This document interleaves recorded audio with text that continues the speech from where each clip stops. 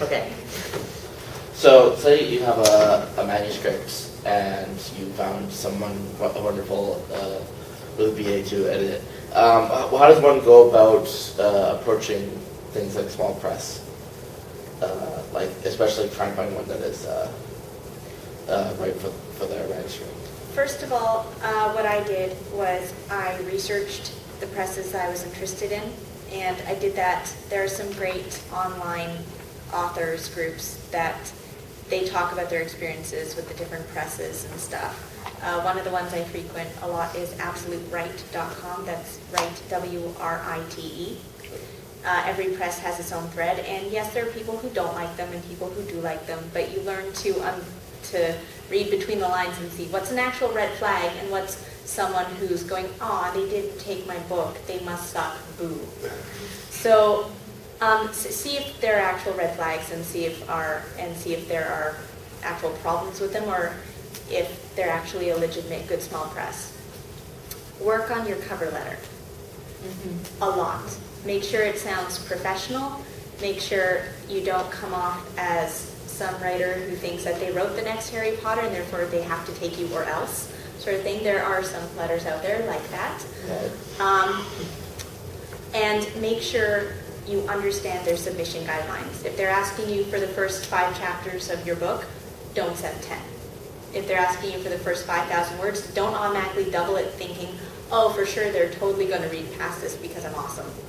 Stick to what they ask for. No more, no less. That's what they want. Send it. And just make sure that you know who you're sending it to. Don't put the wrong name on. Don't just these are all mistakes that I've seen happen, that I've heard happen, and that I've probably done at one point or another, trying to get my stuff out there. Just do your research, be diligent, and be polite, professional, and to the point. If you don't know how to write in business speak, because that's a completely different way of writing than creative writing, learn, because that's how the query letter has to be written. It has to be done in a business letter format with business language, and if it doesn't look like that, when the editor or whomever pulls it up on their computer, it will probably automatically give you a thank you for submitting, but your book is not, we do not think your book is going to be appropriate for us. We wish you good luck on your next project, or for your project to find a good agent or publisher. Or it, depending on if they will give you a response, otherwise it might get junked. My publisher was really smart in the fact that when they, on their submission guidelines page, they also have a blog which they try and update on a regular basis, but being busy, that's what happens. They have a link on their submissions page of a blog post of how to submit to the submission, and they tell you how you were supposed to submit, not only to them but to other people. And the biggest thing is that even with that, they still get query packages that automatically get the delete button because it's not done in the proper format. Remember, you're dealing with business people, and they need it in business language and in the formats. There's lots of sites online that will tell you and teach you how to write a query letter. What is the format and how are you supposed to do a synopsis within 1 to 2 pages or whatever pages they require, and give them what they need. And you just submit what they want. And everybody's going to want something different, which means you're going to have something. You might have a synopsis that's 1 page. You might have a synopsis that's 2 pages. You might have a synopsis which is 10 pages. You have to have everything ready to go and give it to the right people at the right time, and make sure that you follow their guidelines to the T, because if it doesn't, then it shows an unprofessional person submitting to them.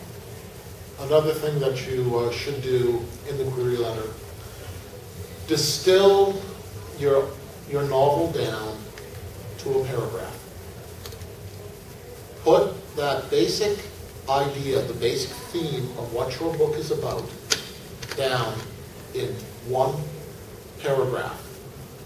Because this sends a message that you understand your material well enough to compress it. It also means that they are having to wade through 3 paragraphs talking about a book that may or may not be any good, but by the time that this extremely busy person, and they are all extremely busy, gets through the 3rd paragraph, they're saying, it's too much effort. For this stage of the process, too much. So you want to be able to distill it down. And don't delete synopses. Because, as Karen was saying, they all want different lengths. Fine.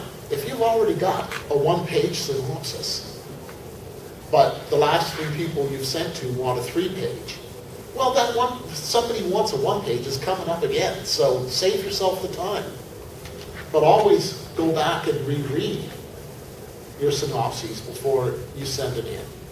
Because it's amazing what will happen when you've just let it sit there for 3 months and you go over it again and you just go, oh, no.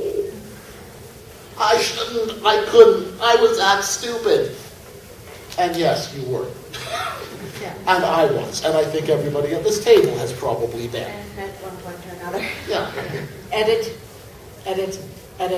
your query, your synopsis, everything, Yeah. before you send it out. And as someone who gets submissions all the time, Yeah. don't tell people your life story in, Oh, God. in your query letter. I don't care about your sister, your brother, your mom, what I don't care what who crazy likes thing what. you Yeah. overcame. Yeah. You know, that's all. That's a conversation we might have later when your article or your book or whatever is picked up, and you know it might play into promotion or not. But Yeah. when you're approaching with a project, No. that tells me that you're a certain kind of emotional oversharing kind of person that might make my life as an editor very difficult. Yeah. Yeah. Oh, I hear you on that. Yeah. When it's like, oh, my book is the best book out there, blah blah blah blah blah, delete. And yes, people do come across like that, Yeah. and then they wonder why No. they're shut down. The best for me is when someone tells me like, okay, this book, I had this dream, and, and it becomes this long-winded thing about this dream, and then they got up and they talked to their husband, they were like, yes, this would be a great book. No, I don't care. Just I don't tell me what care. your book's about. Yeah. You know what your credentials are. You know if you've been published anywhere else. Yeah. You do need a brief bio of like Yeah, you do why need a you're bio. qualified to write this book. You do need a bio, but Not your life story. save the personal stories you share around the family dinner table for after you've signed your contract with your publisher. And then even don't share. This segment brought to you by the risque works of Stephen B. Pearl. Passion, science fiction, detectives, ancient curses, and loving couples. Brought to you by the pen of Stephen B. Pearl.